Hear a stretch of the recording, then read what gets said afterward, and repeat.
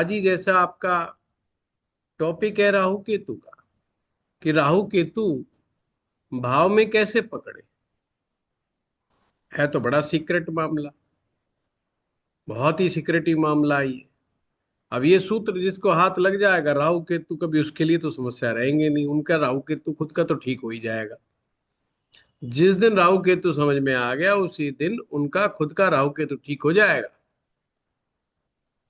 पर समझाया कैसे जाता है हमें, वो मुद्दा है कि राहु तीसरे भाव में, छठे भाव में बहुत बढ़िया है जी, अक्सर हम कह देते हैं। फिर कोई सूत्र आता है, नहीं जी त्रिकोण में भी अच्छा है।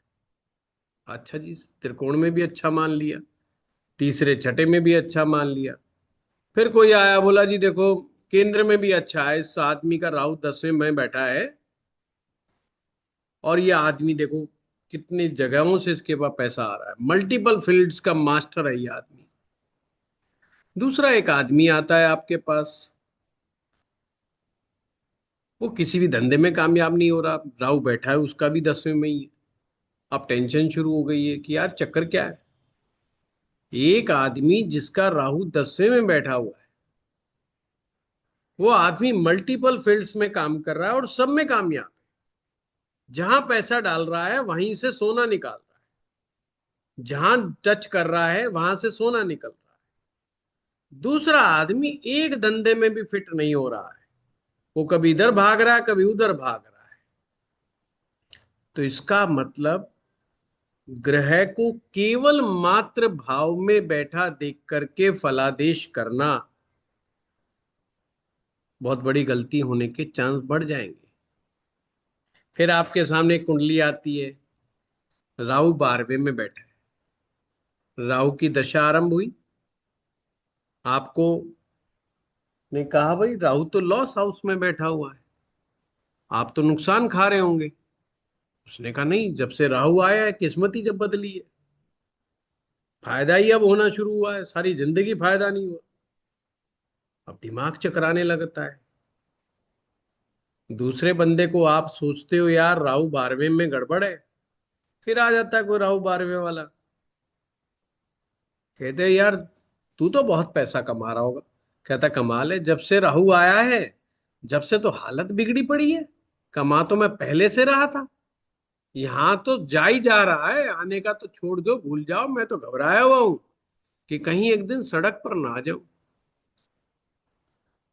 ये लाइव एग्जाम्पल्स आपको इशारा करते हैं कि अभी हमारा सूत्र अधूरा है, अभी समथिंग मिसिंग। कभी भी एक ग्रह अकेला किसी भाव में बैठकर या किसी राशि में बैठ करके फलादेश नहीं देता। ये बड़े ध्यान से समझने वाली बात है। हर ग्रह को ताकत देने वाले, शक्ति देने वाले, शक्ति प्रदान करने वाले ग्रह का उपस्थित होना बहुत बहुत अनिवार्य है। तो फर्स्ट स्टेप, राहु क्या है? तो हमने कहा जी राहु तो एक प्रकार का विचार है।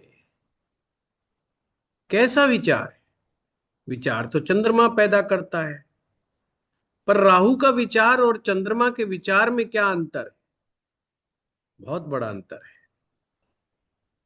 चंद्रमा का विचार केवल मात्र आपको सुख देने के लिए, यार खाली बैठे हैं ब्रेड पकोड़े बनवा लेते हैं, अच्छा यार खीर ही बनवा लेते हैं बैठे बैठे, ये चंद्रमा के विचार है। उसको आपको खुश करना है। जैसे ही मौका लगे, चलो यार फलानी जगह घूम करके आते हैं हम लोग, तो हम कहते हैं यार बैठे बैठे विचार आया है, अपनी मनपसंद जगह घूम करके आना है। ये सारे विचार चंद्रमा के विचार हैं, यानी मन से आ रहे हैं। एक विचार ऐसा है जिसे मन नहीं पैदा कर रहा, वो सीधा आपकी खोपड़ी में आता है और आपको उलझा करके छोड़ के चला जाता है। उलझा के छोड़ के चला जाता है। आप बैठे सोफे पे बहुत बढ़िया टीवी चला रहे हैं, अचानक से विचार आया, कल को मैं नहीं रहा तो मेरा परिवार कैसे पलेगा। एडवर्टाइजमेंट देख लिया आपने कपिल शर्मा का, कि आपने टर्म लाइफ इंश्योरेंस नहीं करवाया तो परिवार बिखर जाएगा।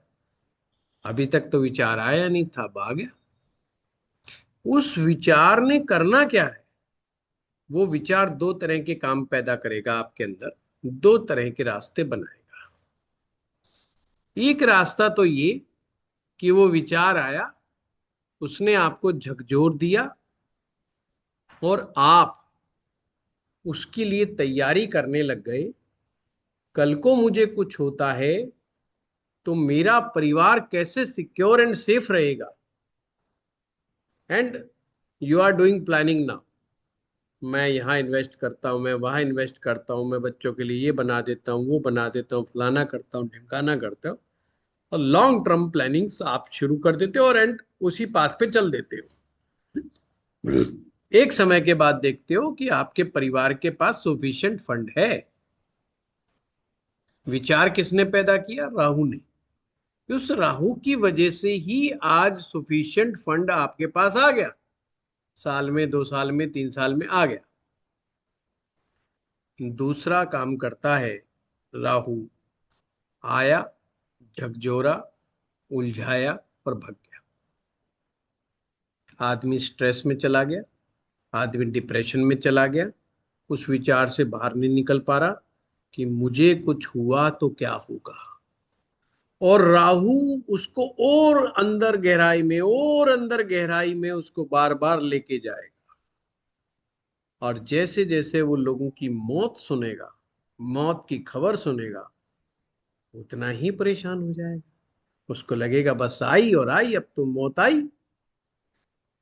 राहु इस तरीके से साइकोलॉजिकली उसको घुमा देगा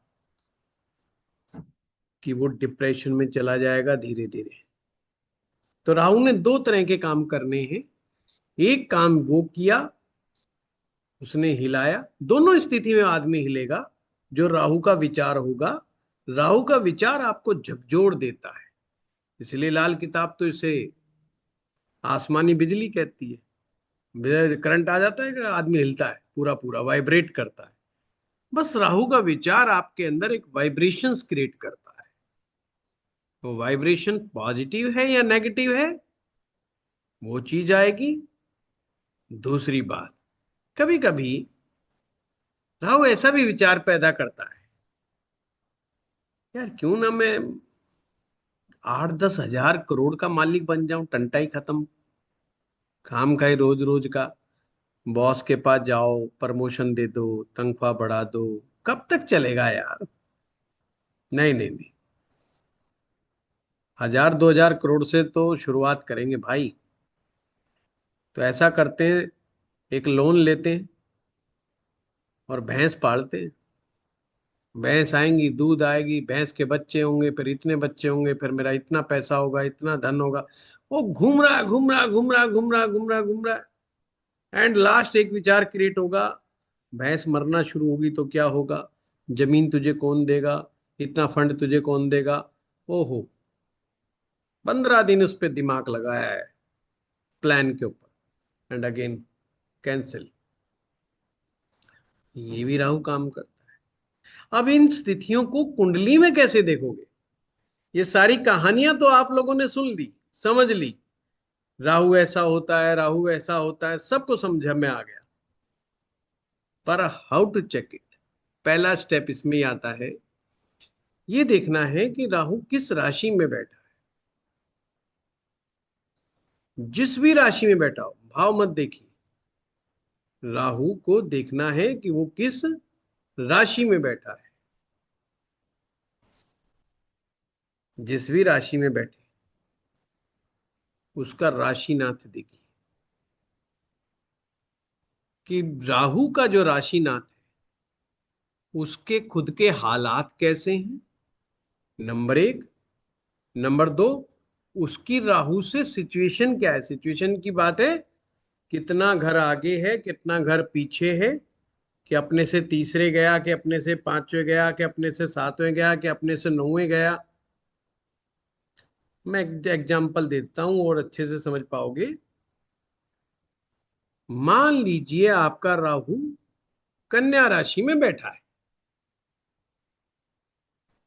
एकदम से लाइट जली, कन्या राशि, ओ वेरी गुड, कन्या राशि तो बहुत अच्छी है, कन्या राशि में तो राहु बहुत अच्छा काम करेगा। और अभी हम जल्दबाजी कर रहे हैं, हमने स्टेप पे पूछना है कि कन्या राशि का जो स्वामी है वो बुध है, बुध स्ट्रांग है या नहीं, वहीं पर आपको आंसर मिलने वाला है। देखा, हाँ जी, बुध ठीक बैठा है। स्ट्रांग और कमजोर तो एक बहुत बड़े वर्ड हो गए, ठीक बैठा है। ठीक बैठा है का मतलब अस्त नहीं है, नीच राशि में नहीं है, पाप प्रभाव में नहीं है, और किसी अपने मित्र ग्रह के साथ बैठा है। मित्र ग्रह मीन्स या तो सूरज के साथ बैठा है, या वो शुक्र के साथ बैठा है, या वो शनि के साथ बैठा है, मतलब अपने मित्र के साथ बैठ के एंजॉय कर रहा है। तो अगला स्टेप क्या लगाया हमने, कि राहु से कितनी दूर पे बैठा है। तो अगर हम कहें कि अपने से पांचवा बैठा, अपने से पांचवा मतलब कन्या राशि से अगर नंबर 5 गिने हम, तो मकर राशि आएगी। अगर यहां पर बुध अपने मित्र ग्रह के साथ बैठा हुआ है, तो राहु अच्छा होगा। अब फिर प्रश्न उठो, पूछो अपने आप से, अच्छा तो होगा पर कितना अच्छा होगा, क्योंकि राहु जब देता है तो sky is limit, limit less देता है। इसलिए नेता लोगों के पास, फिल्मी कलाकारों के पास लिमिट लेस आता है, मतलब कमाई का कोई चक्कर ही नहीं है। आप देखते हो ना, अखबारों में पढ़ते हो, कोई 400 करोड़ का आदमी है, कोई 300 करोड़ का आदमी है, और एक स्टोरी पढ़ते हो, वो बेचारा यूपी से आया था, बिहार से आया था, फुटपाथ पे सोया था, आज 400 करोड़ का आदमी हो गया है। एक एक शो में 10-10 लाख रुपया मिल रहा है, महीने में 10 शो कर दिया, हर महीना 1 करोड़ रुपया कमा रहा है। तो आपके 1 करोड़ रुपया, एक तरफ आप हार्वर्ड और पता नहीं कौन कौन सी यूनिवर्सिटी से पढ़ करके भी 1 करोड़ रुपया महीना आपकी सैलरी होगी कि नहीं होगी कोई गारंटी नहीं है। पर राहु के फील्ड से जुड़ करके वो आदमी 1 करोड़ रुपया बड़ा इजीली कमा लेता है, और उसकी एजुकेशन का भी कोई लेना देना नहीं है। कोई नहीं पूछ रहा तू एमएससी पास है कि बीएससी पास है। पॉइंट समझ रहे हो? अब आपके पास एक स्टेप और है, फर्दर रीचेक करो कि मरकरी के पास स्ट्रेंथ कितनी है। तो उसका तरीका है, नवमांश में चले जाओ आप, नवमांश में फिर देखो कि आपका मरकरी कैसा है। अगर वहां पर मरकरी केंद्र में बैठा है, त्रिकोण में बैठा है, अपने मित्र ग्रह के साथ बैठा है, उच्च का होकर के बैठा है, वो आपको जस्टिफाई करेगा, मरकरी जस्टिफाई कर देगा कि जितना वो ताकतवर है। आप संबंध को समझिए, बुध जितना ताकतवर होगा उतना ही शक्तिशाली राहु होगा। बुध जितना ताकतवर होगा उतना ही शक्तिशाली राहु होगा। अब इस राहु को, यानी कन्या राशि वाले राहु को, कुंडली में किसी भी भाव में बिठा दीजिए जहां भी आपको बेकार से बेकार लगे। पहले भाव में बिठा दे इसको, कन्या राशि वाले को पहले भाव में तो कहते हैं गड़बड़ हो जाएगी, क्योंकि खोपड़ी पे आके बैठ गया राहु, तो खराब कर देगा।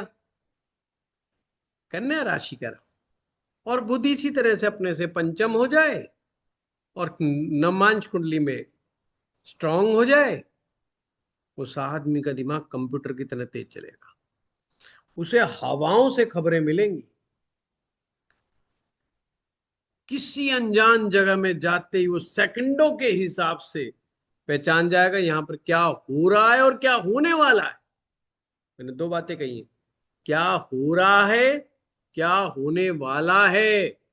वो सेकंडों के हिसाब से चीजों को समझने वाला होगा, झट से प्लानिंग बना देगा। जैसे कई बार कोई मुसीबत के अंदर जो होता है, वो कुछ ऐसी बात मुंह से बोल देता है जिससे मुसीबत से बच जाता है। दैट्स राहु। मतलब कि out of the box thinking. अब ऐसे व्यक्ति को चतुर चालाक व्यक्ति बोलते हैं।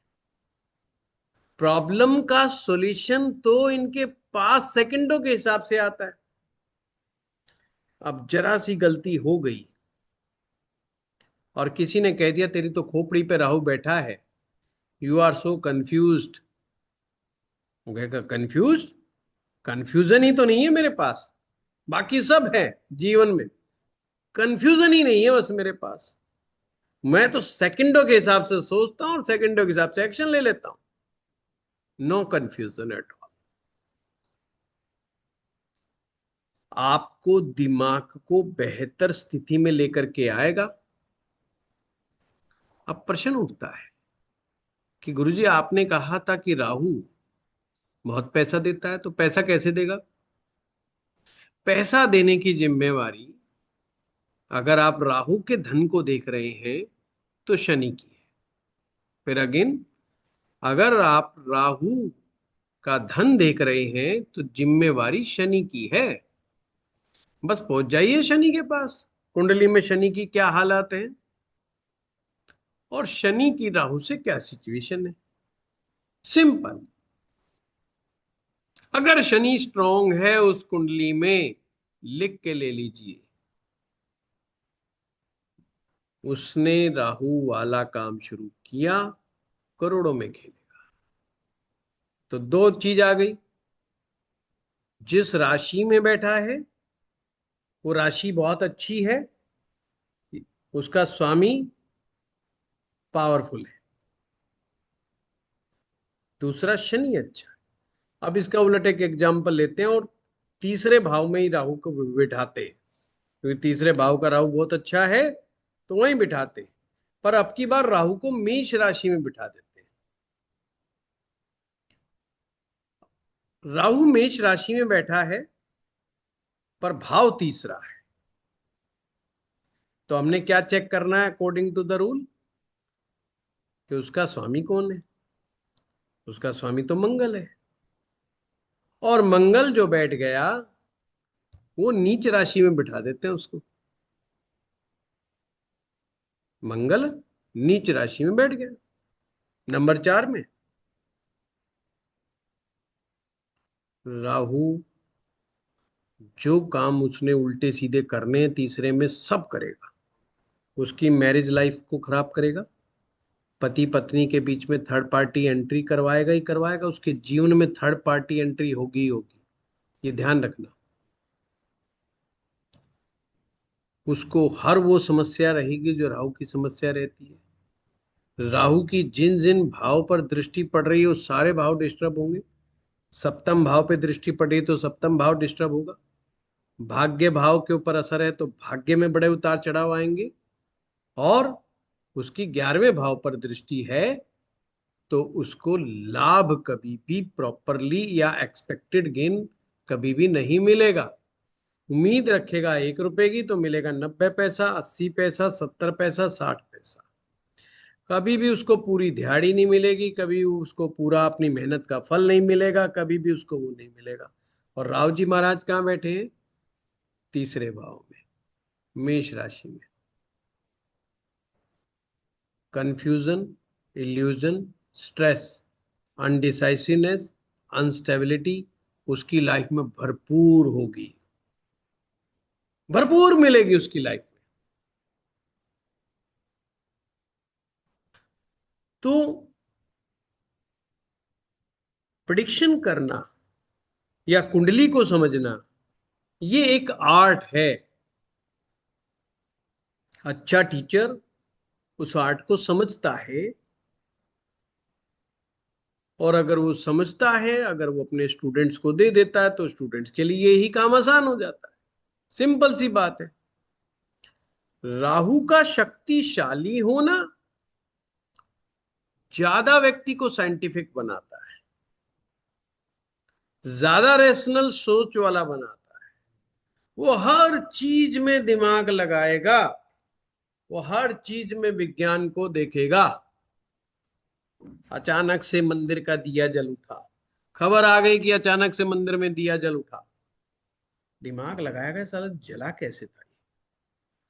कभी नहीं कहेगा ये देवता की चमत्कार है। राहु ताकतवर होगा तो उसको कोई चमत्कार में बिलीव नहीं है। वो हमेशा कूटनीति को चमत्कार समझता है, प्लानिंग और स्ट्रेटजी को ही चमत्कार मानता है। वो हर काम वो करता है, पर वो प्लानिंग और स्ट्रेटजी से करता है और उसमें कामयाबी हासिल करता है। पर वो ये नहीं मानता ये भूत ने कुछ कर दिया या देवता ने कुछ कर दिया। ना, ना, ना, बिल्कुल नहीं। ये राहु की खासियत है। उल्टा कर लो, राहु जितना कमजोर होगा, व्यक्ति उतना ही वहमी प्रकृति का होगा। किसी ने फोन कर दिया, तुम्हारे गांव के देवता नाराज बैठे हैं तुमसे। बताएं, नाराज बैठे हैं? अरे ऐसे कैसे हो गया यार, मनाओ उनको तो। मेरे देवता नाराज कैसे हो गए? बोला आ जाओ, मनाएंगे। भाग लेगा। किसी ने कह दिया तेरे ऊपर कुछ करवा दिया, सारी रात भर सोचता रहेगा किसने कराया। वो उसके दिमाग में बिल्कुल नहीं आएगा भाई तेरे ऊपर करवाएगा क्यों। कौन अपना पैसा खराब करेगा? तू ऐसा क्या राष्ट्रपति बनने वाला है, प्रधानमंत्री बनने वाला है? कभी भी विचार नहीं आएगा। जितनी रेंज में राहु डाउन होता चला जाएगा, उतना ही विश्वास उसका पक्का होता चला जाएगा कि भूत तो चढ़ गया, किसी ने करवा दिया और मेरे पाँव पर हो गया। ये है राहु को देखने का और समझने का तरीका। अब एक और टेक्निक। अब मान लीजिए आपको ये भी नहीं समझ में आ रहा कि साहब मैं अभी भी कंफ्यूज हूं, तो कुछ नहीं, कुंडली में दो ही चीजें देखना है कि शनि और बुध की ताकत कितनी है। और अगर राहु किसी भी कारण से उपद्रव फिर भी कर रहा है, वैसे करता नहीं है, अगर कर रहा है, किसी ऐसे कोई उसके साथ ग्रह बैठा है, किसी की स्थिति हो गई, कोई दृष्टि पड़ गई, कुछ भी, और राहु के सिम्टम्स आ रहे हैं उस व्यक्ति के ऊपर, पहली बात तो मैं उसमें ध्यान न देना, शनि और बुध जिसके अच्छे हैं उनमें सिम्टम नहीं आएंगे। पर मान लो किसी अदर सिचुएशन में आ भी गए, तो मंगल को देख लेना। अगर मंगल अच्छा है, अच्छे का यहां पे मतलब उच्च का नहीं है, ये समझा दूं मैं बात। अच्छे का मतलब बस वेल प्लेस्ड, अच्छे भाव में बैठा है, ठीक ठाक राशि में बैठा है, अच्छी इक्वेशन में बैठा है, वेल प्लेस्ड हो गया, बस काम खत्म। जरूरी नहीं कि मकर राशि में। पूरी तरह से राहु को कंट्रोल करके रखेगा, हर तरह से उसको कंट्रोल कर लेगा, कोई मतलब नहीं। उसके सामने भूत चढ़े हुए कितने भी लोग आ जाओ, उसको रत्ती भर असर नहीं होगा। आप देखते हो ना, कई बाबा जी मदारी पना दिखाते हैं, वो करते हैं और बोल, और वो चिंगाड़ना शुरू कर देता है, डांस करना शुरू कर देता है, वो उनसे बात करता है, वो भूतों से बात कर रहा है। बस ये जो भूत निकालने वाले होते हैं ना, इनका राहु अच्छा होता है, स्ट्रांग होता है। वही एक ऐसा आदमी मिलेगा, अगर सही ढंग से उसकी खोपड़ी की जांच की जाए, जो भूत प्रेत को नहीं मानता, उनके अस्तित्व को भी नहीं मानता। वो बिल्कुल नहीं मानता। वो ये यहां तक नहीं मानता होगा कि कोई कृपा आ रही है। बस वो उसका ड्रामे का सुपर हीरो है। क्योंकि राहु में बहरूपियापना बहुत होता है। बहरूपियापना क्या होता है? वेश बदल ले, या किसी करेक्ट स्पेशल करेक्टर के अंदर एंटर कर जाए और अपने करेक्टर को बड़े ढंग से निभा जाए। वो है राहु की कार्रवाई। और जिन लोगों का राहु कमजोर है, मुझसे पैसा ऐंठते हैं, मेरे जैसा नहीं जाता भाई। क्या जाके पूछूंगा बताओ? मैं उसका भूत निकालने में लग जाऊंगा। होगा क्या वहां पे? तो जुत्तम बाजार हो जाएगी। वो भी इशारों में कहेगा बाबूजी कुछ भी नहीं, मैं भी कहूंगा भाई जी कुछ भी नहीं है, हैं?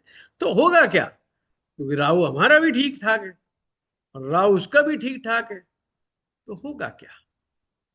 जुत्ते ही बजेंगे। वो कहेगा निकालो इसको यहां से, कहां से आ गया?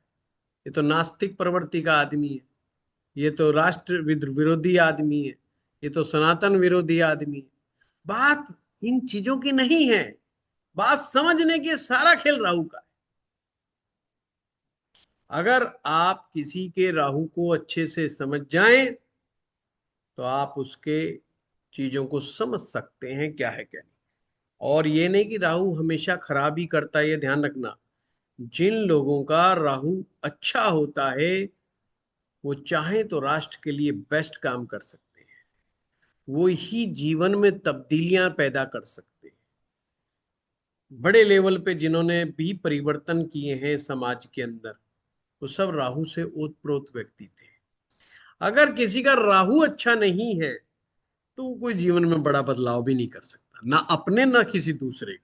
देखो कमाल की बात, बदलाव पैदा करने की ताकत और हिम्मत सिर्फ राहु देता है, मंगल नहीं देता। मंगल हिम्मत देता है, बदलाव करने की नहीं देता। बदलाव करने की ताकत और हिम्मत सिर्फ राहु देता है। राहु प्रधान व्यक्ति ने अगर मान लो एक मुहिम चला दी कि विधवा महिला का विवाह होना चाहिए, तो सबसे पहले वो खुद विवाह करके दिखाएगा विधवा महिला के साथ। बिल्कुल नहीं डरेगा। उसको परिवर्तन लाने के लिए, मतलब उसको अपने टारगेट को पूरा करने के लिए, पब्लिक को दिखाने के लिए वो सब काम करेगा जो उसकी नोटबुक में, जो इधर खोपड़ी में, जो उसकी प्लानिंग में है ऑलरेडी। ठीक है? तो बताइए क्या डाउट है आप लोगों का राहु केतु के बारे में? भाव के हिसाब से तो प्रताप जी ने बताया होगा निश्चित रूप से। और बाकी तो कोई डाउट है तो पूछो। अब मैं तो बस एक सूत्र बता के निकल लेता हूँ, ऐसे ही हूं मैं तो। मेरे से भाव बताए भी नहीं जाते, है ना। मुझे वेस्टेज ऑफ टाइम लग जाता है कई बार मेरी क्लास में भी ऐसा ही होता है। ऐसा नहीं कि मेरा फुल कोर्स करोगे तो मैं आपको एक एक भाव के उसमें बात करूंगा, वहां भी मैं ऐसा ही हूँ। समझा के छोड़ देता हूँ भाई, देख लो, समझ लो। हाँ नीलम जी। प्रणाम सर। सर, प्रणाम प्रणाम। और मंगल एक साथ हो तो भी जी। राहु और मंगल एक साथ हो तो हाँ। राहु को कंट्रोल करेगा। ना क्यों नहीं, क्यों करेगा? क्यों करेगा बताओ? हमेशा ग्रह का बलाबल किसी दूसरे ग्रह को कमजोर करता है या शक्ति प्रदान करता है। अगर मंगल नीच राशि में है। आप क्यों इधर उधर घूम रहे हो? सबसे पहले ये बताओ कि राहु कौन सी राशि में बैठा है, अभी आप तक पूछते हैं। कर्क। हाँ, राहु कर्क राशि में। तो आप चंद्रमा को चेक करो। चक्र मंगल भी। मंगल पे मत जाओ अभी। स्टेप सर, नंबर 1, चंद्रमा देखो। 12वें हाउस में है। 12वें हाउस में नहीं, राशि मीन राशि में है। आप बोलिए। थर्ड, बुध की मिथुन राशि में। आप कंफ्यूज हो रहे हो नीलम जी, शांति से सुनिए। राहु कर्क राशि में है। फर्स्ट हाउस में। छोड़िए फर्स्ट हाउस में। अब मैं कह रहा हूं कि चंद्रमा कौन सी राशि में? मिथुन में। मिथुन में, यानी कि तीसरे भाव में, यानी 12वें भाव में बैठा है। भाव में, हाँ जी। हाँ, तो ऐसे बोलिए। तो अब ये बताइए, यहाँ चंद्रमा को बल मिला कि बल नहीं मिला? नहीं मिला। नहीं मिला। तो बस राहु खराब हो गया। अब हो गया। बस राहु खराब, क्योंकि चंद्रमा को बल नहीं मिला। चंद्रमा को बल मिलता तो राहु बलवान हो जाता। राहु हो गया खराब। अब मंगल यहां पर क्या है, पहले मंगल के पास नहीं जाते, अभी भी देखते हैं। बुध और शनि दो ऐसे ग्रह हैं, दो जो इस ग्रह को थोड़ा जिंदा कर सकते हैं, राहु को। हाँ, शनि तो है सप्तम हाउस में, मकर राशि में। हाँ। वो उसको देख रहा है, दिग्बली नहीं, भी है। देखा देखी की बात छोड़ दो, हाँ। देखा देखी तो आप करते रहना, हम्म। है ना। मकर राशि में बैठा हुआ है, तो सूरज कहाँ है? सूर्य फोर्थ हाउस में, तुला राशि में। फोर्थ हाउस में, इसका मतलब शनि वक्री नहीं है, तो शनि हो गए दिग्बली। दिग्बली शनि। हाँ, वेरी गुड। तो एक शनि ग्रह बच गया ना, जो राहु को थोड़ा सा बल दे रहा है। दृष्टि का नहीं बोलना इसको कि दिग दृष्टि क्या वो बल दे, ना ना ना। शनि अपने बल के कारण राहु को थोड़ी सी क्षमता देगा। क्षमता किस चीज की देगा? कि भाई भूत प्रेत के चक्कर में नहीं पड़ना, भूत प्रेत के चक्कर में नहीं पड़ना। बट जब भी राहु आएगा दशाओं में, उसको कंफ्यूज भी करेगा, स्ट्रेस में भी डालेगा, अनडिसाइसिव भी करेगा, परेशान करेगा, और गुस्सा जल्दी पैदा कर देगा, एकदम इरिटेट हो जाएगा, एकदम बिजली का करंट की तरह। अब क्या वो आदमी अपने इस चक्कर में अपना कोई काम खराब करेगा, मतलब रुपए पैसे का नुकसान करेगा क्या? तो बुध को देख लो। बुध बुध कौन सी राशि में बैठा है? कन्या राशि में। हैं? कन्या राशि में, थर्ड हाउस तीसरे भाव में बुध बैठा है, तो कन्या राशि में तो उच्च का हो गया। का हो गया। बहुत बढ़िया, नीलम जी ने एग्जाम्पल चार्ट बताया है। सर मेरा ही है। ऐसे नहीं बोला करते नीलम जी, सबको पता लग जाता है, अपन ने नहीं बताना। देखो क्या है, हमने इस सूत्र क्या बताया था?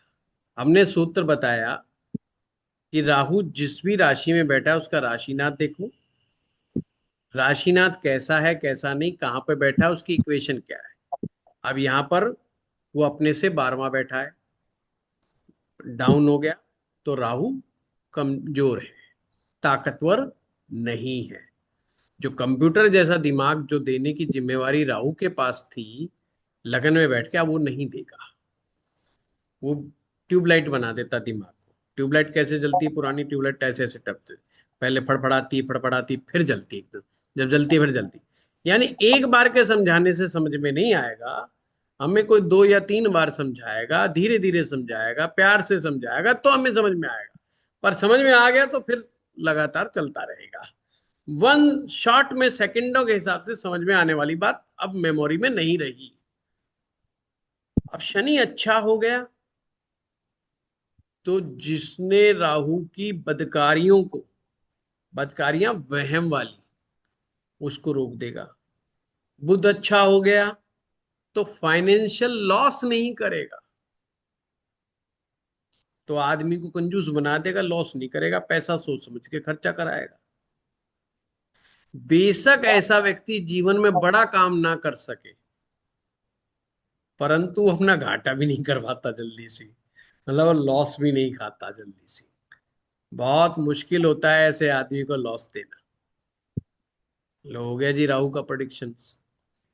पर अपनी दशा में कंफ्यूजन, इल्यूजन, स्ट्रेस, अनडिसाइसिवनेस, ये सब चीज देगा, जैसा मैंने आपको बताया।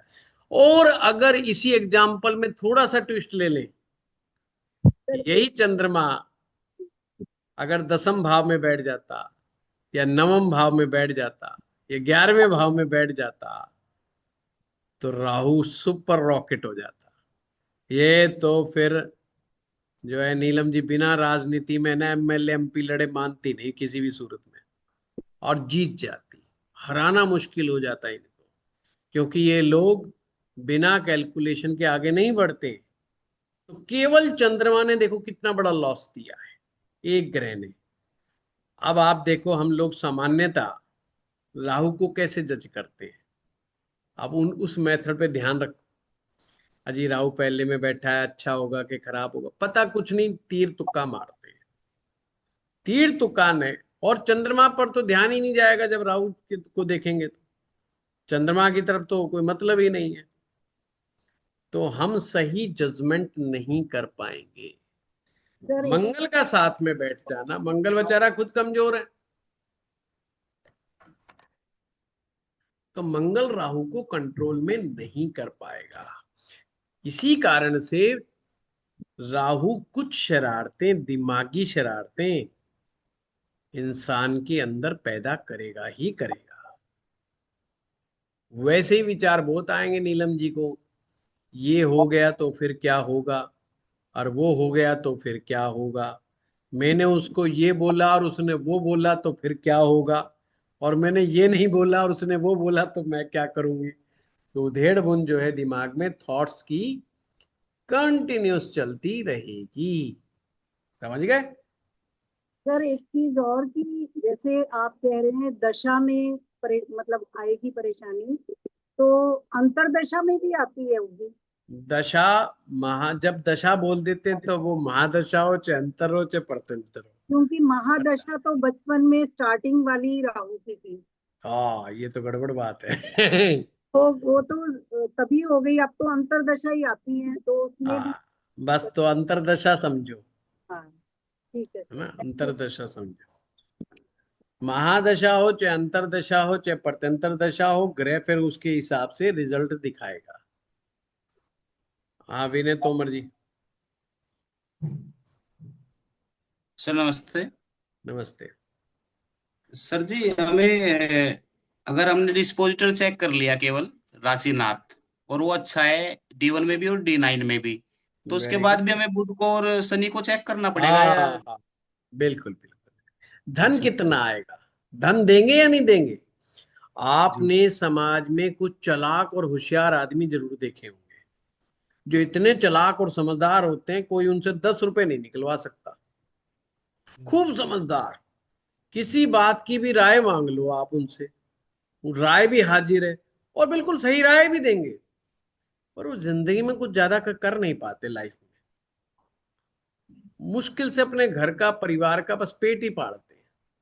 और आप और हम जैसे लोग सोचते हैं यार ये आदमी इतना समझदार है, फिर ये दूसरा आगे क्यों नहीं बढ़ पा रहा, इतना समझदार आदमी पैसा क्यों नहीं कमा पा रहा।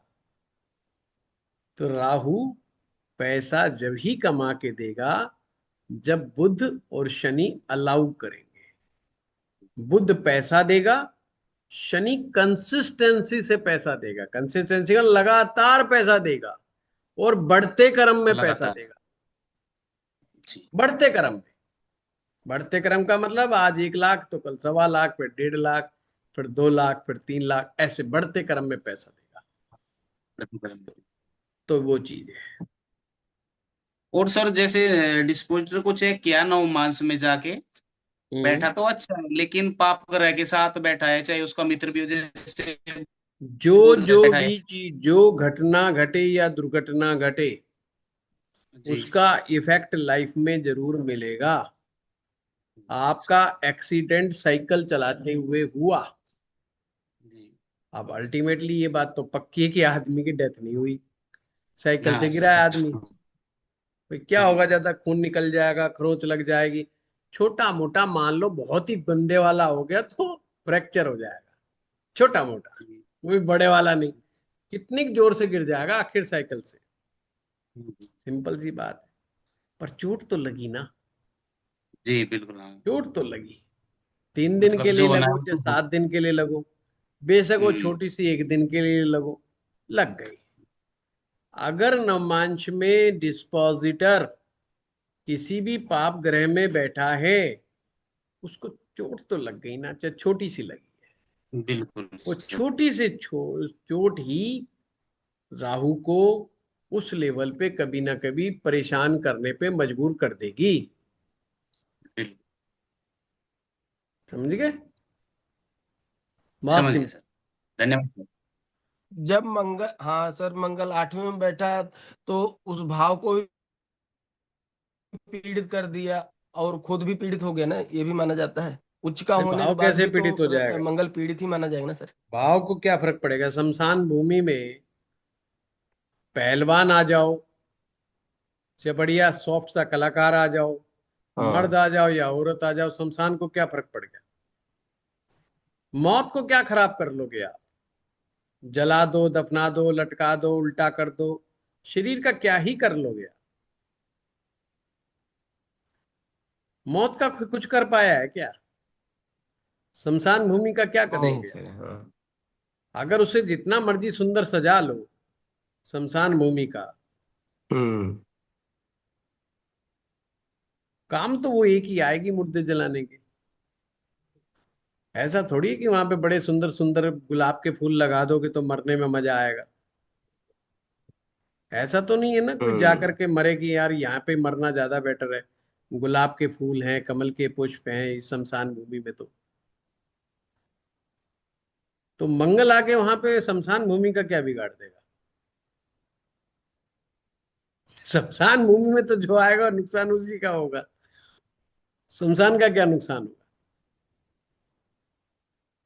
सोचने हाँ। वाली बात। हाँ, तो ये पकड़ो कि भाई आप तो इस बात की जांच करो कि मंगल का नुकसान हुआ कि नहीं हुआ।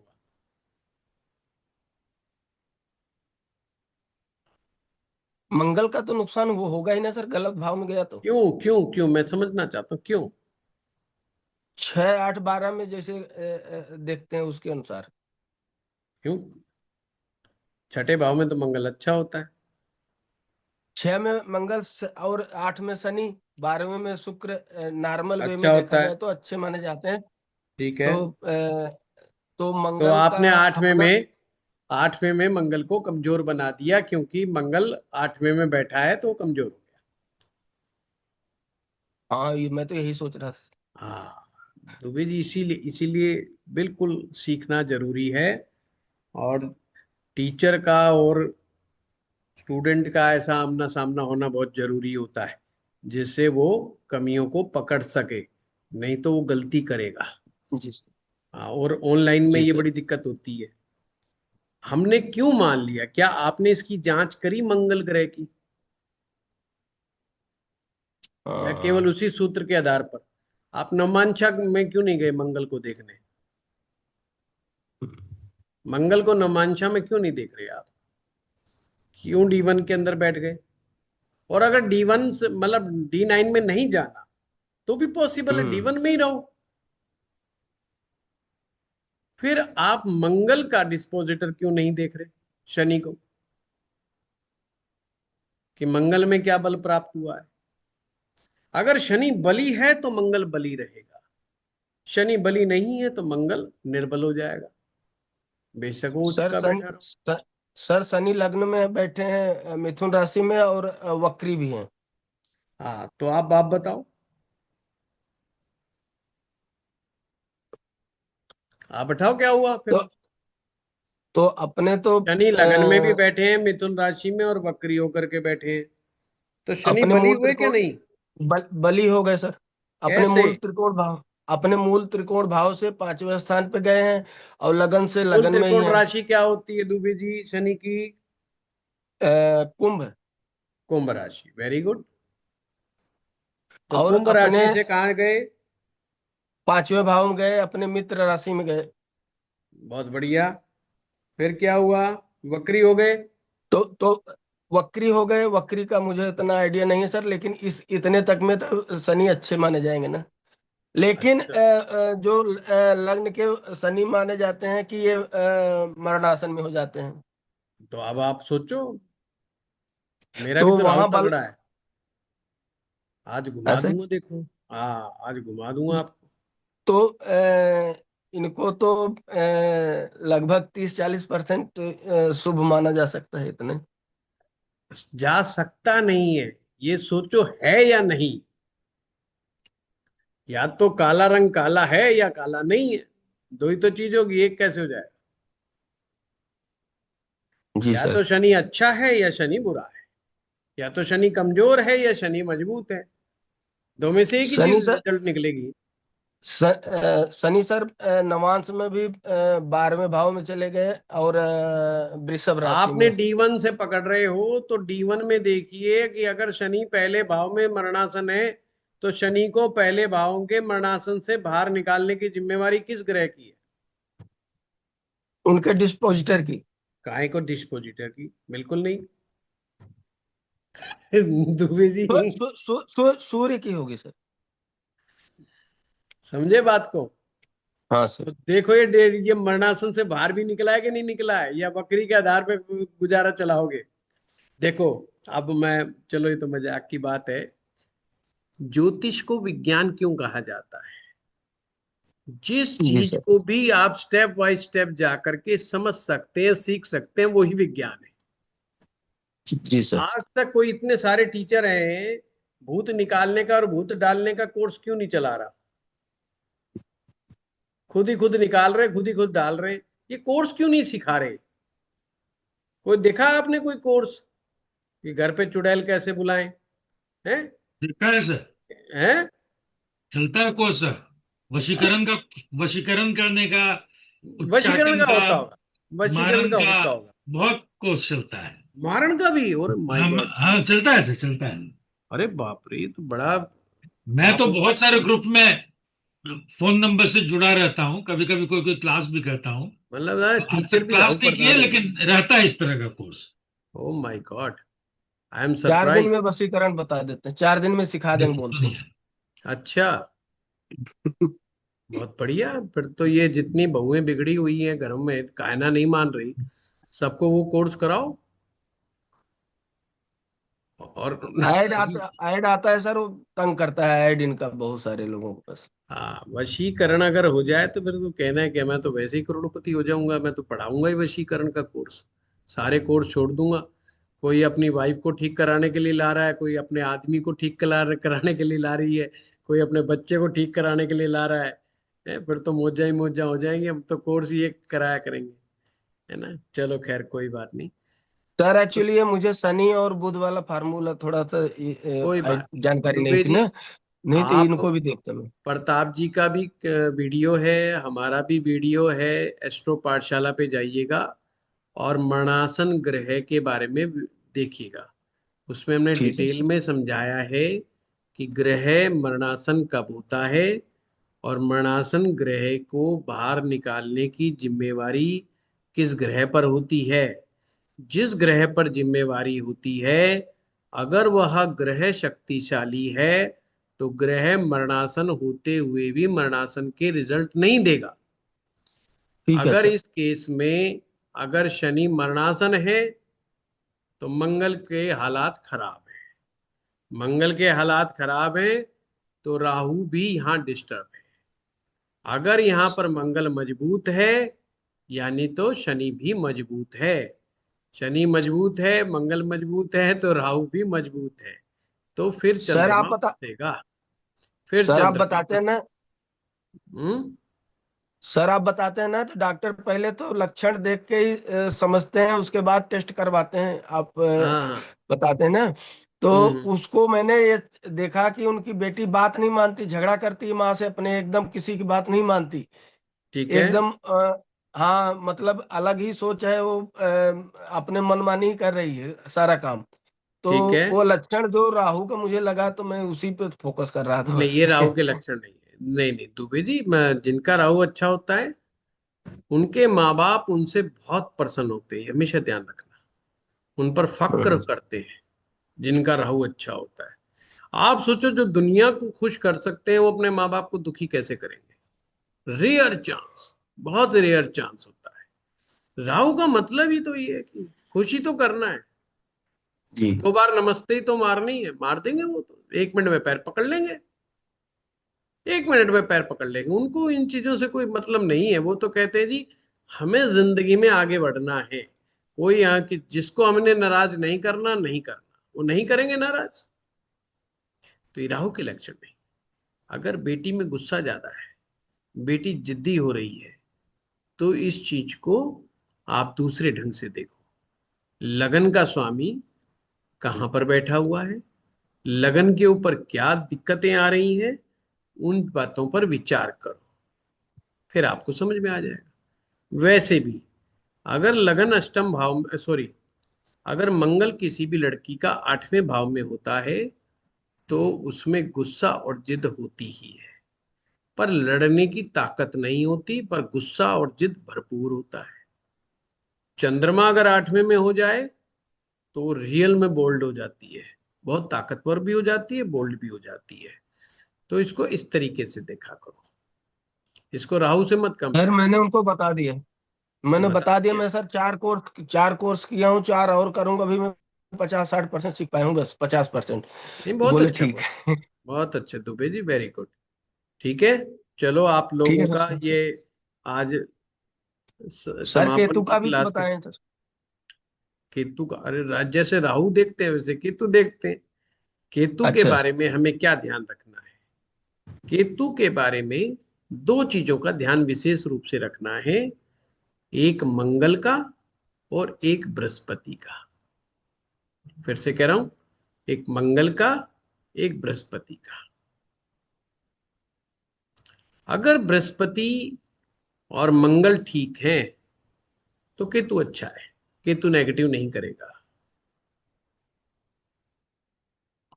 राहु अच्छा है, केतु वैसे ही अच्छा हो जाता है। फिर भी ना समझ में आए तो गुरु को और मंगल को और देख लेना। गुरु और मंगल को देखने के बाद आपका कोई प्रश्न रह ही नहीं जाएगा।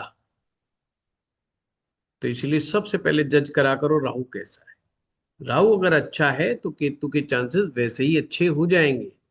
और राहु कैसे अच्छा देखना है वो आपको बता ही दिया मैंने। केतु अगर अच्छा होगा तो व्यक्ति की मैथमेटिकल स्किल्स अच्छी हो जाएंगी, इंट्यूशन पावर अच्छी हो जाएगी। अगर उसके बेटा है, पुत्र संतान है, जो कि होने के चांस बढ़ जाते हैं, है तो वो भी उसका आज्ञाकारी होता है, वो उसका कहा बहुत मानता है। बेटा बिल्कुल पहरेदार की तरह होता है। पहरेदार का मतलब अपने बाप की प्रोटेक्शन पूरी करता है, इमदाद पूरी करता है। हाँ बताओ विनय। सर इस टॉपिक से हटके एक सवाल सर। हम्म। सर आजकल रील बहुत चल रही है, ज्यादातर ये वशीकरण वगैरह की। और इसमें अच्छा। जो आते हैं एक मैडम है, वो अपने सामने डॉक्टर लिखती हैं। अच्छा। लेकिन यूजीसी से तो कोई ऐसा कोर्स है नहीं इंडिया में जो मतलब पीएचडी डॉक्टर बना दे या कुछ बना दे। तो ये क्या मतलब अपने आप से लिख लेती हैं क्या? पहली बात तो विनय की षट कर्म में छह चीजें आती हैं। जी। षट कर्म, षट कर्म सर। में इसे शांति कर्म कहा जाता है। जी। शांति षट कर्म, छह कर्म, ये तंत्र का एक पार्ट है। उसमें वशीकरण, विद्वेषण, मोहन, उच्चाटन और मारण, ये विद्याओं को स्पष्ट रूप से लिखा गया है कि छिपा करके रखना चाहिए, कभी भी हम्म। भूले से बताना नहीं चाहिए। दूसरी बात, वशीकरण का मतलब तंत्र में जाकर के आप समझोगे तो बड़ा ही प्यारा वशीकरण का दिया है। कोई मंत्र मंत्र ऐसा नहीं दिया होता। सिर्फ हमारी वशीकरण में मंत्र जो है दुर्गा सप्तशती के अंदर दिया हुआ है। दुर्गा सप्तशती में वशीकरण मंत्र दिया हुआ है। माँ दुर्गा जी के मंत्र के माध्यम से वशीकरण जी। कर। पहला वशीकरण होता है वाणी का। सदैव आपको किसी भी व्यक्ति को जब सुनते हैं तो इम्प्रेस कब होते हैं? उसकी शक्ल देख के या उसकी बात सुन के? बात सुन के सर, जैसे बोलते हैं और कैसे उनका रिप्रेजेंटेशन है एक सामने बहुत से। सुंदर दिखने वाला पुरुष या बहुत सुंदर दिखने वाली महिला, कितनी भी सुंदर क्यों ना हो, अगर वो आपको ऊट पटांग बात करे, आपको बेमतलब की बकवास करे, तो आप तो उसके वश में कहां से होंगे?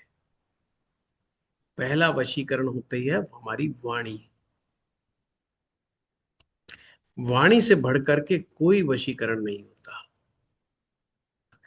उस जो वशीकरण का जो मतलब है, वशीकरण को मंत्र को अगर आप डिकोड करोगे तो उसका मतलब ही यही है कि मेरे शरीर के अणुओं में इतना ज्यादा आकर्षण पैदा हो जाए कि मेरा शरीर प्रकाशवान हो जाए और मेरी जीवा में, मेरी वाणी के अंदर इतना पुष्टता, इतनी तेज आ जाए कि जिसको मैं जो बात कह दूं वो मेरी बात से प्रभावित हो जाए। अगर मैंने कहा जाओ मुझे पानी लेकर के आओ, वो सुने और सुन करके पानी ले आए, तो हो गया वशीकरण। तो वो जो मंत्र जब आप पढ़ोगे बार बार बार बार बार बार, तो आपके बोलने मात्र से, जो आरोहण और ऊपर नीचे करने से मंत्र के जो स्पंदन पैदा होगा, जो स्पार्क पैदा होगा, वो आपके शरीर में केमिकल लेवल पर काम करता है। जो लोग वशीकरण साधना करते हैं, वशीकरण साधना करने वाले की वाणी सुधरती है, वो अपने शब्दों पर कंट्रोल करना सीखता है। ये मेडिटेशन से भी आती है। मेडिटेशन का मार्ग थोड़ा बड़ा है, परंतु मंत्र शास्त्र में भी वशीकरण के कुछ मंत्र दिए हैं। और मैंने आपको बता दिया दुर्गा सप्तशती में भी है ना। पर साथ में रोक लगा दी, आप पब्लिकली वशीकरण मंत्र के बारे में चर्चा नहीं करेंगे, ना ही वार्तालाप करेंगे, ना ही देंगे। दुर्गा सप्तशती पूर्णतः तांत्रोक्त मंत्र है। तांत्रोक्त मंत्र केवल गुरु और शिष्य के बीच का संवाद है, यानी गुरु ही अपने शिष्य को केवल दे सकता है, आम पब्लिक के लिए ये सब चीजें नहीं है। तो इसके ही दो तरह से इसका उपयोग लिखा गया है। नंबर एक, राजा के हित के लिए, यानी देश पर कोई आवश्यकता पड़ गई तो उसमें लिखा है जो तांत्रिक इसका उपयोग कब कर सकता है। नंबर एक, देश हित के लिए, कि राजा को आवश्यकता पड़ गई, वशीकरण की बहुत आवश्यकता पड़ गई है, तो उसके हित के लिए उसका प्रयोग करवा सकता है। दूसरा, वशीकरण केवल और केवल अपनी भक्ति को और स्ट्रॉन्ग करने के लिए। तीसरा, कहां पे उपयोग करना है? कहीं भी नहीं। किसी से वार्तालाप करनी है? कहीं भी नहीं, कभी भी नहीं। अब बताने को जो मर्जी रीले बनाते जाओ, पर मैं इतना ये सर कह सकता हूं, जो भी ये इस तरह की हरकतें करते हैं, निश्चित रूप से उनको तंत्र का तय भी नहीं पता, और उन्होंने तो कभी गलती से पुस्तक का अध्ययन भी नहीं किया। अगर वो तंत्र की पुस्तकों का अध्ययन कर लें तो रील राल बनानी वैसी छोड़ देंगे, या कम से कम ऐसी हरकत छोड़ देंगे। हाँ, कम से कम सर अपने एक रील पे ऐसे ही बताते हैं कि दारू लो, उसके अंदर अंगूठा डालो, ओम शुक्राय नमः में बोलो, ये इस टाइप के क्यों बनाते हैं? हाँ पता हाँ, नहीं। नहीं, ये क्या होता है, पहले ये चीजें चला करती थी, हमारे पास भी लोग आकर के बैठा करते थे, और औरत बिंदी अगर थोड़ी ऊपर करके लगा लेगी तो ये होगा, भौं के बीच में लगाएगी तो पति के हाँ, साथ ये होगा, यहाँ लगा देगी तो फिर ये होगा। तो ये हमने बहुत एक्सपेरिमेंट करे, समझे चीजों को, पर कुछ नहीं, ये सब बेवकूफ बनाने की चीजें ज्यादा थी। हाँ बस, हमारे साथ ये समस्या है कि हम एक ही लाइन में कह के पीछा छुड़वा लेते हैं तो लोगों को अच्छा नहीं लगता। अगर हम भी कहें लाओ भी वशीकरण हम भी बताएंगे तो बड़ा मजा आ जाएगा, है, लोगों को बड़ा विश्वास हो जाएगा। हाँ। ऐसा नहीं। पर ये है ना कि कभी हमारे शिष्य ही पूछ बैठे तो फिर क्या करेंगे, हैं? कल को कहें कि गुरु जी की तो बीवी गुरु जी के वश में नहीं है, हैं? वही बाहर बैठी कह रही है ऐसा ही ये बेकार आदमी है, क्या करेगा वो, है ना। तो देखो, सबसे अच्छा मार्ग जो है, मुझे जो लगता है, जो मेरा जो अनुभव है, वो प्रेम का मार्ग है, भक्ति का मार्ग है, और ज्ञान का मार्ग है। प्रेम सर्वोपरि है, प्रेम आते ही भक्ति आती है, और फिर ज्ञान अपने आप सहजता से आता है। ये सहज मार्ग है, बाकी सभी बकवास मार्ग है, मैं आपको बताना चाहता हूँ, है। तो हाँ, हम बहुत इन चीजों के अंदर भटके हैं। हरिद्वार के अंदर कनखल एक स्थान है, वहाँ हमने कई रातें वहाँ के पड़ोस के धर्मशालाओं में बिताई कुछ लोगों के साथ, इस तलाश में कि अघोरी आएगा और उससे बात करेंगे। और बात करी भी। केवल पागलों की जमात के अलावा जुरा कोई नहीं मिला, कोई अघोरी नहीं मिला। हम्म। एक बड़ा साफ सुथरा पढ़ा लिखा हमें एक सरकारी रिटायर्ड बाबू मिला कनखल के अंदर। मैं आपको जीवन का अनुभव बताऊं, बहुत यंग था मैं। तो मैंने कहा कि ऐसे ऐसे आए। उसने पूछा भाई क्यों यहाँ पर, तुम नए लगते हो, बाहर के हो? मैंने कहा हाँ जी बिल्कुल। मैंने कहा जी अघोरी से ऐसे। बोला कहाँ अघोरी? अघोरी का मतलब भी जानते हो तुम? तो उन्होंने कहा कुछ। उन्होंने कहा गीता प्रेस वालों की आप मंत्र शक्ति पुस्तक पढ़ो, उसमें अघोर मंत्र दिया हुआ है, अघोर मंत्र पढ़ो और उसके मतलब में जाओ। अघोरी कभी भी इन जगहों पे, इन शमशान भूमियों पे जहां तुम चक्कर काट रहे हो नहीं आता। वो कभी भी पब्लिक के सामने नहीं आते। और जब भी समाज में अघोरी आएगा तो बिल्कुल सामान्य व्यक्ति बन करके, कोई तिलक छापा, कोई बड़े बाल, कुछ नहीं, बिल्कुल सामान्य रूप में, सामान्य कुर्ता पजामा, बिल्कुल आप उनको पहचान ही नहीं सकते कि इसको अघोर साधना का कोई अनुभव है। अघोरी को ये आज्ञा है कि आपको कभी बताना ही नहीं कि मैं अघोरी हूं। अच्छा सर। अघोर जिसमें घोरता नहीं है, जिसमें घोरता नहीं, घोर कहते हैं अड़ियलपना, ये तो बहुत घोर विरोधी है, मतलब एकदम वो है। अघोर किसी प्रकार का मजबूती, बिल्कुल फ्लो, पानी की तरह, जल की तरह प्रवाहित होने वाला। अघोर का मतलब है प्रकृति के साथ सामंजस्य स्थापित करने वाला। जो कुछ बना है प्रकृति की वजह से बना है, वो से हर चीज स्वीकार है। प्रकृति को वो मां समझता है, पुरुष यानी शिव। प्रकृति ने जो दिया उसे सह स्वीकार करता, उसकी किसी से झगड़ा नहीं है। जिसका किसी के साथ झगड़ा नहीं है, जिसका किसी के साथ विरोध नहीं है, वही अघोरी है। ना उसका खाने में कोई विरोध है। आपने कहा बाबा जी चाय पियोगे, उसने कहा पिला दे। दूसरा आया बोला भाई आइसक्रीम खाओगे, बोला खिला दे। उसको विरोध ही नहीं है कि अभी तो मैंने चाय पी, अभी मैं आइसक्रीम कैसे खा सकता हूं? नहीं खा सकता। उसने कहा प्रेम से दे रहा है, मैं ले रहा हूं, बस बात खत्म। ना उसका आइसक्रीम से झगड़ा है, ना उसका चाय से झगड़ा है। उसका किसी से झगड़ा नहीं है। पूरी पृथ्वी लोक उसका अपना घर है। उसकी कोई सीमा नहीं है, कोई बंधन नहीं है। सब बंधनों से मुक्त जो है वही अघोरी है। मैं कहा बड़ा गजब की बात कह दी, हम पागल फिर रहे हैं हाँ। शमशानों में।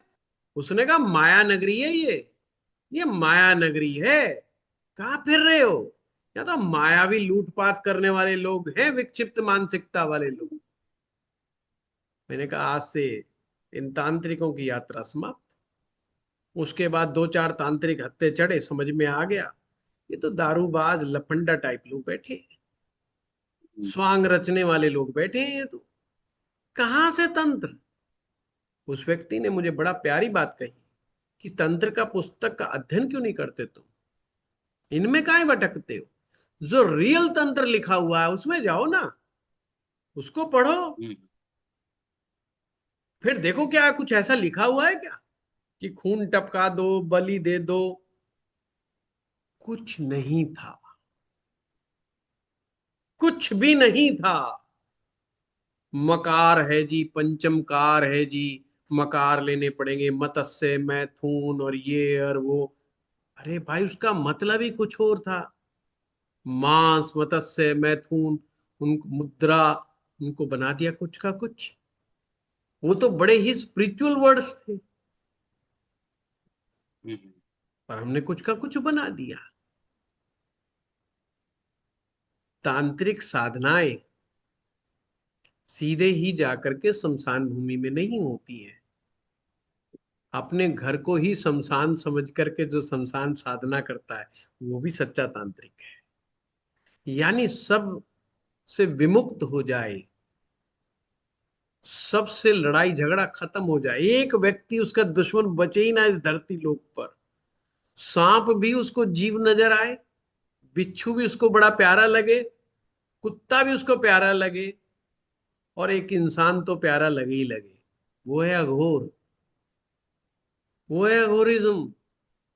अघोरी होना बहुत उच्च अवस्था है, बहुत उच्च मनोदशा है अघोर। भगवान शिव के जो करीब चला गया है वो है अघोर, जिसने अपने आप को नष्ट कर दिया है, अपने अस्तित्व को ही खत्म कर दिया है जिसने जीवित रहते हुए, वो है अघोर। क्योंकि भगवान शिव अग्नि स्वरूप है, जो उसके पास जाएगा उसमें भस्मीभूत हो जाएगा, उसमें बचेगा ही कुछ नहीं सिवाय राख के। इसलिए वो राख मलते हैं। क्यों राख मलते हैं? वो कहते हैं हम जल चुके, खत्म हो चुके, समाप्त हो चुके। शरीर जो हमारी काया है वो देखने में दिख रही है, पर ये राख के अलावा कुछ नहीं है।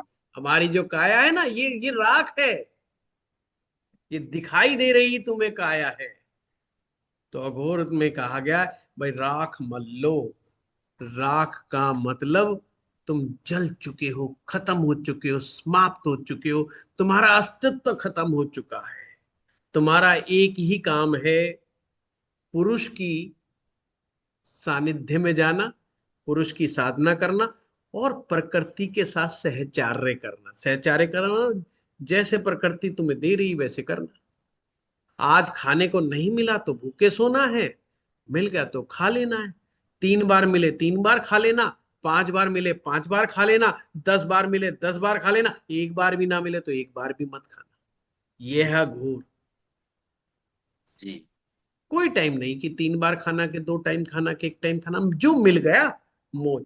अघोरी चलता है जब वो भिक्षा तंत्र के अंदर, भिक्षा के उस मार्ग पे चलता है, तो बस वो घर से कह के निकल लेता है कि जो शिव की मौज, देखते हैं क्या होगा आज। बस जो खिला देगा, जो टोक देगा, मांगेगा नहीं। अघोर में मांगना सख्त मना है। चले जाओ अब हरिद्वार में, बनारस में, और इनमें मांगते ही दिखाई देंगे दूर से, आप अच्छा तेरे तिलक लगा दूं, तेरी खोपड़ी पकड़ लूं, तेरे ये कर लूं। अघोर में मांगना महापाप। जब तुमने खत्म ही कर दिया, समाप्ति करनी है, अब मांग किसके लिए रहे हो तुम? तो कोई कह दे अरे बाबा ले ले चाय पी ले, अरे बाबूजी चाय पी लो, अरे बाबूजी पूरी समोसे खा लो। बस अघोर में ये है कि भाई पूरी समोसे भी खिला सकते हो, रसगुल्ला गुलाब जामुन भी खिला सकते हो, चाय भी पिला सकते हो।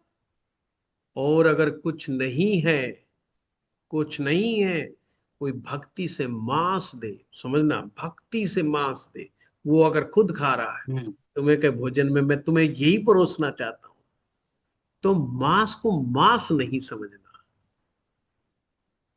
मांस को मांस नहीं समझना, बाबू खाना है। और ये लगे पड़े मुर्गा खाने में, ये लगे पड़े बकरा खाने में। भाई नहीं खाना तुमने, कौन देगा? तो ये क्या करते हैं चालाकी, भाई फलाने आ गया तू, तू ही ला दे, एक बकरा चढ़ेगा, अपने खाएंगे कई दिन बैठ करके। है अब बकरा चाहिए तो फिर दारू भी चाहिए, तो दारू भी लिया। तो इन्हें तंत्र का तय भी नहीं पता भाई। अच्छी अच्छी पुस्तकें पढ़ो, अंग्रेजों ने बड़ी लिखी है। रॉबर्ट ई सर्वोबोडा, ये अंग्रेज है, बहुत बहुत अच्छी, इसने माँ काली के ऊपर किताब लिखी। अघोर, अघोर की 3 पुस्तकें लिखी हैं इसने अघोर के ऊपर। अघोर पार्ट 1, पार्ट 2, पार्ट 3 है इंग्लिश में, अगर कभी मन करे तो पढ़ लेना। हाँ सर। मैंने तो बहुत पहले पढ़ी थी कभी जीवन के अंदर। और भी अच्छा, क्या माँ काली के बारे में लिखता है, मतलब तस्वीर बदल जाती है। तंत्र अपने शरीर के माध्यम से शक्तियां अर्जित करने का काम है। अपने गुप्त ऊर्जा स्रोत को फिर से चलायमान करने का काम है, जिसके माध्यम से वो प्रकृति को समझ सके और प्रकृति के साथ सहचरी हो सके। प्रकृति के साथ सहचरी होना हर एक की बस की बात नहीं है। हर आदमी धन का संग्रह, भोजन का संग्रह करता क्यों है? क्योंकि वो प्रकृति का साथ नहीं दे सकता। प्रकृति तो कभी बरस रही है, कभी बाढ़ ला रही है, कभी कुछ ला रही है, कभी गर्मी कर रही है, कभी सर्दी कर रही है, कभी कुछ कर रही है। हम प्रकृति से बच रहे हैं। अघोरी अच्छा। प्रकृति के साथ सहचर्य कर रहा है। वो ठंड में भी एंजॉय कर रहा है, वो गर्मी में भी एंजॉय कर रहा है, वो एंजॉय कर रहा है। इसे कहा गया है शिव और शक्ति का मिलन। षट चक्र जैसा निरूपण। समय पड़ा उसको। षट चक्र निरूपण बड़ी प्यारी पुस्तक है, संस्कृत। वो छोटी छोटी उसमें लिख रखा है, वो डिटेल नहीं है। षट चक्र निरूपण। षट चक्र निरूपण सर। हाँ, संस्कृत है और थोड़ा वो है, पर हम्म। ऑथेंटिक बुक है कुंडलिनी जागरण के ऊपर। कुंडलिनी तंत्र, कुंडलिनी जागरण, ये तंत्र का पार्ट है। सबसे प्रथम स्टेप है देह शुद्धि। देह शुद्धि के बाद मन शुद्धि, तन शुद्धि, मन शुद्धि, और ध्यान के माध्यम से एकाकार हो जाना। जैसे शिव और शक्ति आपस में सहस्त्रासार में एकाकार हो जाते हैं, उसी तरीके से जैसे उसमें कहा गया पुरुष और प्रकृति एकाकार हो जाते हैं, ऐसे ही अघोरी ब्रह्मांड के साथ एकाकार हो जाता है। जैसा पूरा ब्रह्मांड बाहर है, ऐसा ही अघोरी के अंदर है। बस शांत चित्त आनंद स्वरूप। लास्ट में मिला क्या? राख। कुछ नहीं, जी। नथिंग। जीरो से आरंभ हुए और जीरो पे ही आ गए। ये है अघोर। अब बड़ा मजेदार, मजेदार विज्ञान है, गजब का विज्ञान है। पर पैसा कमाने का विज्ञान नहीं है। जो लोग इसके माध्यम से इसका नाम ले लेकर के जो धन कमा रहे हैं, वो हो जाने भाई, वो हो जाने हैं। हाँ सर। मुद्राओं का ज्ञान है बहुत तंत्र में। तंत्र में कौन सी मुद्रा करने, मुद्रा का कैसे करें, देवताओं को मुद्राएं दिखानी होती है, किस तरीके से मुद्रा दिखानी है, साधना की मुद्रा। साधना का मार्ग है तंत्र का मार्ग, किसी का वशवुश करने का मार्ग नहीं है साहब ये तो। हाँ, बस बस इसमें लड़ाई चलती रहती है तांत्रिक की, अपने देवी देवताओं से ही चलती रहती है। वो कहता देख मैं तेरे को तुम वश में करता हूँ, अब देख। और वश में करने का मतलब उसका कुछ और है। लोग सोचते देवता को पकड़ लेगा ये, और फिर कहेगा जा तू ये करके दे, तू ये करके दे। नहीं साहब, ये तो गौण विद्या, क्षुद्र विद्या है ये सब करना। तो कुछ ऐसी आत्माएं होती हैं हमारे इर्द गिर्द अपने एटमॉस्फेयर में, ये क्षुब्ध आत्माएं कहलाती हैं।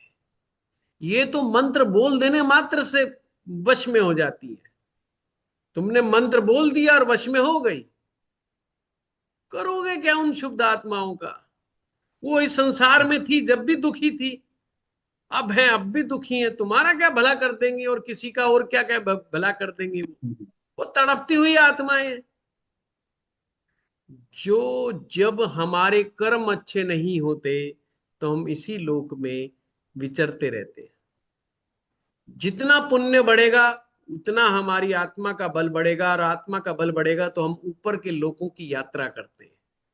इसलिए हमारे सनातन धर्म में है अपने कर्मों को सुधारना, अपने कर्मों पर ध्यान देना, ताकि हम इस संसार में नीचे ना भटकते रहें, इस मृत्यु लोक में ना भटकते रहें।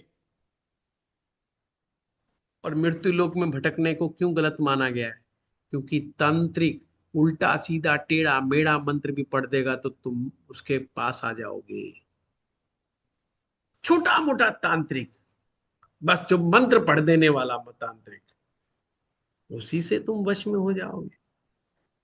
अच्छा, वो करेगा कुछ नहीं, कर तुम्हारा कुछ नहीं सकता, कद्दू तुम्हारा कुछ नहीं कर सकता। ये लोगों के दिमाग में वहम है बस। कमजोर लोगों को बस परेशान कर सकता है तड़पती हुई आत्माओं के द्वारा। तो इसे तंत्र की क्रिया मत समझो। ये तंत्र की कोई क्रिया है। हम आम आदमी को समझाने के लिए तंत्र की क्रिया बोल देते हैं कोई भी आदमी, पर ये तंत्र की क्रिया थोड़ी, तंत्र में कहीं है ही नहीं ऐसा। तंत्र तो केवल और केवल कल्याण का मार्ग है, केवल कल्याण का मार्ग है, और उसका अंतिम लक्ष्य मोक्ष है, कि जीवित रहते रहते राख हो जाओ और एक ही उद्देश्य रखो कि मोक्ष प्राप्त करना है। अब आपके ऊपर है, अगर आप शरीर को साध सकते हैं अपने शरीर के माध्यम से, तो आप तंत्र का मार्ग पकड़ लोगे।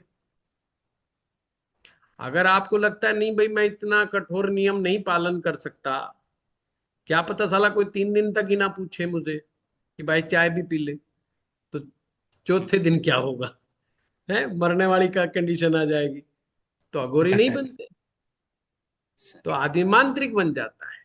अब मांत्रिक में सात्विक भोजन आ जाता है कि चलो साला सात्विक मिल रहा है पर मिल तो रहा है, टाइम से तो मिल रहा है। तो बस यही चक्कर है।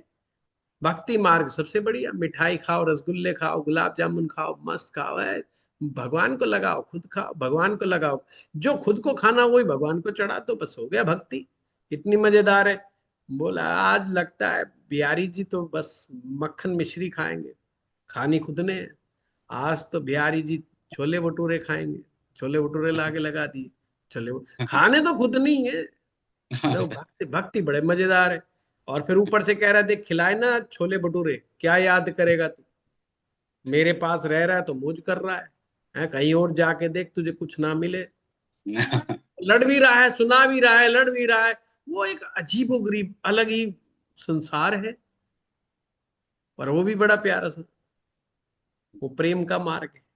और प्रेम के मार्ग में रस्सा कस्सी नहीं है, ना तू मुझे वशीकरण में ले ना मैं तुझे रहूं। तेरे को गुस्सा है तू बोल दे मुझे गुस्सा है, मैं बोल दूं जा तेरे ऊपर, हो गई कहानी खत्म। कट्टा कट्टी हो जाती है, लड़ाई हो जाती है, झगड़ा हो जाता अपने देवता से, है रूस के बैठ जाता भगत। तो सो चीजें हैं। तो इन सब रीलों फीलों के चक्कर में मत पड़ो, यह सब सर। और संख है, लेना देना हम्म। इनके पास कुछ नहीं है। अगर कोई महिला ऐसा कर रही है तो उसकी मैरिज लाइफ खराब मिलेगी आपको, निश्चित रूप में। महिलाओं का जो मार्ग है वो भक्ति का मार्ग है, उनको भक्ति का मार्ग प्रशस्त हुआ है। भक्ति करें, बहुत आनंद आएगा, बहुत बढ़िया रहेंगे, जीवन के अंदर यश मान सम्मान सब मिलेगा। ये फजूली बातें करने से कोई फायदा नहीं है। क्या तुम तांत्रिक बनकर के क्या हो जाएगा भाई।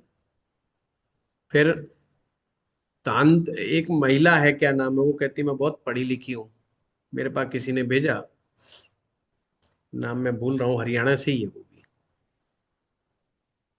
पति पुति ने छोड़ छाड़ दिया और ये सब, और वो वीड्स पीती, वीड्स क्या होता है वो, क्या बोलते, गांजा। सुल्फा। सुल्फा हाँ सूखा हुआ। हाँ, पूरे तंत्र मार्ग में कहीं गांजा और सुल्फे का नाम नहीं है, पूरे का। आप पढ़ लीजिए, जितने भी अच्छे अच्छे तांत्रिक और मांत्रिक और मंत्र ममग्र रहे हैं, उन्होंने कहीं पर भी तंबाकू का सेवन या वो क्या गुटखे का सेवन, क्या बोलते हैं इसको, गांजे का सेवन कहीं नहीं, हम्म। कि गांजा पियो और आप ऐसा हो जाओ, कहीं नहीं लिखा। शिव महापुराण में कहीं गांजे का वर्णन नहीं है भाई गांजा पी लो, कहीं नहीं, पढ़ के देख लो। बड़ी प्यारी प्यारी कहानी है भक्ति की, शिव और शिव की भक्ति, उसके अलावा कहानियां ही नहीं है। पूरा पढ़ के देखो आप, कहीं नहीं है कि भाई भांग पी के सो जाओ, कि धतूरा खा के सो जाओ, कि जुरा गांजा पी के सो जाओ, कहीं नहीं है। भांग को विजया कहा है, कि दवाई की तरह अगर लोगे तो विजया है। विजया मतलब विजय दिलाने वाली, बीपी को कंट्रोल कर लेगी, शुगर को कंट्रोल कर लेगी, नींद अच्छा कर देगी, बहुत सारी चीजें। पर ये नहीं भंगेड़ी हो जाओ, कहीं नहीं। वो आयुर्वेदिक दृष्टिकोण से लिखी गई चीज, तो हमने ही उसको कुछ का कुछ बना दिया। हाँ, पर नौजवान हो आप लोग, पढ़ा जरूर करो, तंत्र जरूर पढ़ो, जीवन में आनंद नहीं आएगा नहीं तो है। ठीक सर, पक्का। हाँ, कोई बेवकूफ नहीं बना पाएगा फिर आप लोगों को। और हाँ सर। कमाल की बात तो पता है क्या आपको, तंत्र पढ़ने के बाद वशीकरण किसी का भी करने का आपका मन ही नहीं करेगा कि किसका करूं।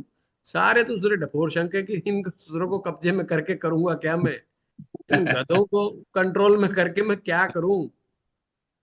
हाँ सर। समझ रहे हो बात को, क्या करेगा बताओ। हाँ, भागता क्या कर जरूर सकते, है हाँ सर, आदमी। करें क्या? आदमी भागता है दो ही चीजों के पीछे जब भी वशीकरण की बात आती है, या तो गर्लफ्रेंड बॉयफ्रेंड के चक्कर में, नंबर एक, या पति पत्नी के चक्कर में। बाकी उसकी कोई इच्छा किसी को वश में करने की होती नहीं है उसकी, है ना। बस उनसे दुखी होकर के भागता रहता है। अगर अच्छा गुरु मिल जाए तो उसे समझाए, उसे पूछे कि स्त्री तुझे क्यों नहीं पसंद कर रही है, इसका मतलब तेरे अंदर बहुत सारी कमियां हैं, उन कमियों को दूर कर उनको, कुछ तो तेरे अंदर कमी है। स्त्री कमी वाले पुरुष को कभी लाइक नहीं करती है, और किसी मजबूरी वश वो आ भी गई तुम्हारे साथ तो एक ना एक दिन छोड़ के भाग जाएगी। भागे नहीं पर वो मन से छोड़ जाएगी तुम्हें। तो तुम्हारे साथ भी रहेगी तो क्या मन से छोड़ जाएगी, फिर क्या कर लोगे। बहुत आज बढ़िया बहुत सर। डिफरेंट फ्लो में थे सर आप। हाँ चलिए सर, तो आज तो मतलब बहुत। सब डाल हम नहीं तो क्या नहीं। हम तो आज कहेंगे, मैं फंस गया था सर बस। मैं तो कहूंगा सर बहुत साल बाद आपका ये फ्लो आज मुझे मिला। जब आप तंत्र मंत्र का कोर्स कराते थे, कराया था आपने, जी उसके जी बाद जी। ये फ्लो मुझे मिला। वेरी हम्म, नाइस। गुरु जी धन्यवाद। आज मैं फंस गया था जवाब हम देने में, लोगों ने तो सर क्योंकि मैं तंत्र भूल भी जाता हूँ बीच हम बीच लोगों में। ने तो तंत्र मंत्र का मतलब जो बचपन से सीखा जाना, वो सीखा कि भाई अमरीश पुरी, काला हम्म, कपड़ा पहन के अमरीश पुरी पुरी ऐसे राख मारा, उधर से धुआं निकला, उधर से एक एक प्रेत उधर से प्रकट हो गया। नहीं प्रताप जी, वास्तव में लोगों के आप, लिए यही है सर धारणा, हाँ, बन गया। आप हरिद्वार चले जाओ, बनारस चले जाओ, किसी घाट पे चले जाओ, किसी धार्मिक क्षेत्र में चले जाओ, आपको वो अमरीश पुरी बने ही घूमते दिखाई देंगे। हम्म। कोई भी हीरो बन के नहीं दिखाई देगा, सब अमरीश पुरी बने ही घूम रहे। तो आम आदमी के दिमाग में पिक्चर तो वही जाएगी। मैं जो है अभी ये लगा था कुंभ का स्नान, जी। नहीं गया। अच्छा, मेरी संस्था में तो सारे जानते, तो कुछ लोग तो ये भी मानते बड़ा नास्तिक किस्म का आदमी। मैं बहुत आस्तिक किस्म का आदमी हूँ। अब उनको क्या समझाऊं। पर भाई यहां से तो मेरे अंदर के वो और पैदा हो जाएंगे विरोधात्मक स्वर। तो क्यों मैं देखूंगा नहीं तो मैं विरोधात्मक बातें भी नहीं करूंगा। मैं जाऊंगा जब ये सुधरे, कोई भी नहीं होगा, जब जाएंगे जब आनंद लेंगे। अरे अमृत तत्व पढ़ा है तो वहीं पे पढ़ा होगा कि जाएगा कहाँ, वहीं मिलने है अमृत तत्व। हाँ, उसने कहाँ जाना है, और जाना ही होगा तो जा लिया, फिर मिला उनको भी नहीं, फिर हम कौन सा वो है, मिला फिर उनको भी नहीं, हमें नहीं तो उनको भी नहीं, नहीं तो हमें भी मिलेगा, बात खत्म है। तो वो चीज नहीं रखनी हम लोगों ने, कि किसी के जैसे लोगों ने कहा कि बस इतने साल के बाद आया है तो सब पहुंच गए, और फिर गालियां निकाल रहे हैं, लुट गए पिट गए। भाई लुटोगे पिटोगे, सरकार को क्या कहते हो। सरकार ने तो फिर भी मैं कहूंगा बहुत अच्छा काम कर दिया, नहीं तो कहीं और फंस जाते तो पता चल जाता कि कुंभ होता क्या है। और ये आज से नहीं, हम तो बचपन से सुनते आ रहे हैं, बचपन से, कि भाई कुंभ में ये हुआ और कुंभ में ये। कुंभ उनके लिए बना था जो घर बार छोड़ के जा रहे हैं अपने, जिन्होंने अपना लास्ट आश्रम पूरा करना है, उनके लिए है। हम लोगों के लिए क्या है। गृहस्थी से बढ़िया क्या अमृत तत्व, अभी तो गृहस्थ जीवन में ही अमृत निकालना है। अभी तो वहां से तो कद्दू नहीं निकल रहा, पहुंच लिया वहां पर अमृत निकालने के लिए। तो ये सब बकवास है। तो अपने आराम से, सबसे बढ़िया है छोटी छोटी साधनाएं, थोड़ा थोड़ा मेडिटेशन, नित्य का अभ्यास, नित्य का ज्ञान, नित्य का दान पुण्य, बस एक दिन श्रेष्ठता आ जाएगी। थोड़ा थोड़ा, हर चीज, थोड़ा सा ज्ञान, थोड़ा सा दान, श्रेष्ठता आ जाएगी। और कुछ बहुत ज्यादा भगदड़ करने की जरूरत नहीं है। बद्रीनाथ, कैलाशनाथ, फलाना जो है किसी भी तीर्थ स्थान पे चले जाओ। और हम गए ढूंढने में, तलाश में। ये प्राकृतिक क्षेत्र है, यहाँ की ऊर्जा बहुत अच्छी है, जरूर जाना चाहिए। पर कोई दूसरा व्यक्ति कहे जब जाना, ये बात ठीक नहीं है। जब आपका मन करे जब जाएं, और जब जाएं जब अध्यात्म की आग आपके अंदर जल रही हो, जब कुछ आपको तलाशना हो अपने अंदर से, जब आपको प्रकृति को बहुत करीब से निहारना हो, जब जाओ, अकेले में जाओ और घूम करके आओ, फिर के आओ, प्रकृति को बहुत करीब से देखो, बिल्कुल रॉ फॉर्म में प्रकृति को देखो। फिर हमें समझ में आता है जीवन क्या है। वहां पर तांत्रिकों की तलाश में मत जाओ, इन मायावी लोगों की तलाश में मत जाओ। कुछ नहीं तो अपने अड़ोस पड़ोस में ही मिल जाएंगे, जाने की जरूरत ही नहीं है कहीं और। घर परिवार में मिल जाएंगे, कहाँ इतने दूर पैसा लगा के जाओगे। इन सुजनों के चक्कर में मत जाओ, अपनी मस्ती में जाओ, जहाँ मर्जी घूमने जाना है। ठीक है ना? चलो ठीक है। स्मिता जी कुछ पूछना चाह रही हैं सर? नहीं नहीं हाँ सर, हाँ मुझे स्मिता। मैंने 2 बार किया और मुझे कुछ पूछना ही नहीं था। मैं तो सर के इस रूप की सच में कहती हूँ कि ऐसी सर ने सर ने आकर्षक। वशीकरण साधना जरूर की है, जो सर जब बोलते हैं तो सब वशीभूत हो जाते हैं। सर मैं तो आपकी ज्यादातर, मैंने आपको सर सबसे पहले मैंने कई बार संडे क्लासेस में बोला, संडे मॉर्निंग जो डिस्कशन में कहा कि मैं रातों को ना, मैं तो आती हूँ और जैसे आज भी काफी लेट हो गई, quite tired and robotic surgery करा रही थी, जब आती हूँ तो सर मैं आपका मतलब अनवरत मैंने सुन, जब वो ऊपर वाले को देना होता है तो वो जोड़ देता है। मैंने आपको सुनना शुरू किया और फिर मैंने देखा, अच्छा फिर ये अपनी अपनी ये एस्ट्रो पाठशाला, फिर मैंने वो ले लिया, फिर मैंने बहुत रिकॉर्डिंग्स भी ली और वो सब ऐसे ही पड़ी हुई है, बहुत सारी जो व्याख्या शुरू में हो रही थी। लेकिन जब जब जहां जहां सुनना हो, मैं किसी दिन भी कुछ भी सुन लेती हूँ, इतनी सुंदर व्याख्या। तो वो मैंने जो हैंड रेज किया हुआ था, वो मुझे लगा ये क्या गौण सी बात है, क्योंकि आपकी जो बात चल रही थी सर, अद्भुत थी वो व्याख्या। और ये ज्योतिष की क्लास जरूर है, लेकिन ये जो और आपका जो यही कथन है, जो इस बात की, इस ईमानदारी और इससे कि ये हो क्या रहा है वर्ल्ड में, बिकॉज जहां आप बैठे हैं सर, वहां तो सभी तरह के लोग हैं जी, ये आप जो बोलते ही रहे। और जहां मैं बैठी हूँ वहां लॉजिकल लोग भी हैं, लेकिन मैं बिल्कुल आप ही की दृष्टि से देखती हूँ कि सब कुछ है, उसको अनुभव करो। पर इतनी बार इतनी सशक्त ढंग से जब आप इतनी ईमानदारी से बोलते हैं ना सर, तो बहुत मुझे श्रद्धा होती है। और यही आपका सबसे बड़ी स्ट्रेंथ है। आपकी नॉलेज तो गजब है ही, मैं उसमें क्या बोलूं। लेकिन मैं, मेरे जैसा व्यक्ति आपके इस अद्भुत रूप को देख के और आपकी साफ गोई और सही राह दिखाने को देख के मैं बहुत मतलब आई एम मेस्मराइज। तो मैंने इसलिए अपना हाथ नीचे किया, क्योंकि मेरी बात की कोई औचित्य ही नहीं है। आप जो बोल रहे हैं ना, ये अमृतमयी बात। ये सब उधारी ज्ञान है स्मिता जी, है, सब उधारी ज्ञान है। नहीं नहीं सर, ये एक्सपीरियंस का ज्ञान है, क्योंकि मैं भी कुछ कुछ वो देखती हूँ, क्योंकि उसके बाद आदमी जितना ज्ञान पाता है वो उतना ही चुप होता जाता है, यही होता जाता है, उसको उतारता जाता है।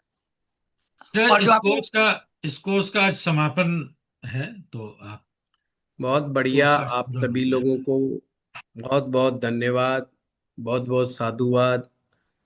धन्यवाद इसलिए दे रहा हूं मैं आप लोगों को, देना तो आप लोगों को चाहिए पर दे रहा मैं हूं, कि आप लोगों ने जो पेशेंस दिखाया है, उस पेशेंस के चलते मैं आपको धन्यवाद देता हूं। इस यात्रा को रोकना मत, इस यात्रा को आप बिल्कुल चलने देना, जैसी भी चले चलने देना, रोकना मत। अभी हम लोग एक और बढ़िया प्यारा कोर्स लेके आ रहे हैं प्रताप जी का, वो 1-2 दिन में डिसाइड हो जाएगा।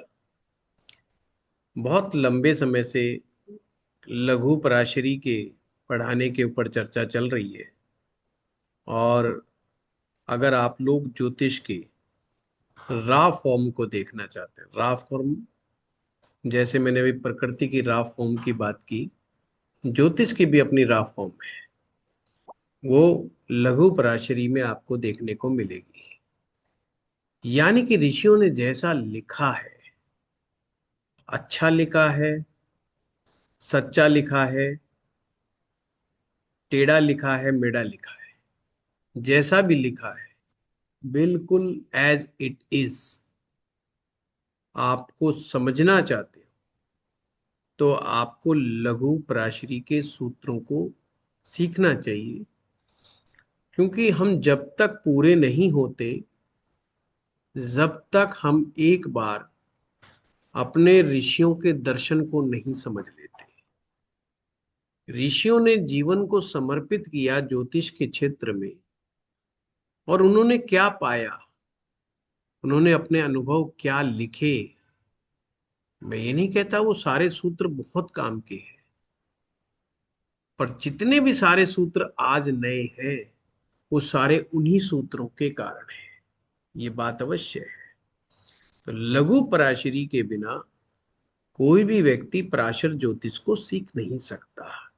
उनको सीखना बहुत जरूरी है। तो आप अपनी इस यात्रा को बनाए रखें, आप एक ना एक दिन अवश्य ही सीख जाएंगे। चलिए, आप लोगों का फिर से बहुत बहुत साधुवाद। आपने मुझे आज इनवाइट किया, आपका बहुत बहुत धन्यवाद। चलिए, धन्यवाद। प्रणाम। प्रणाम। प्रणाम। प्रणाम। प्रणाम।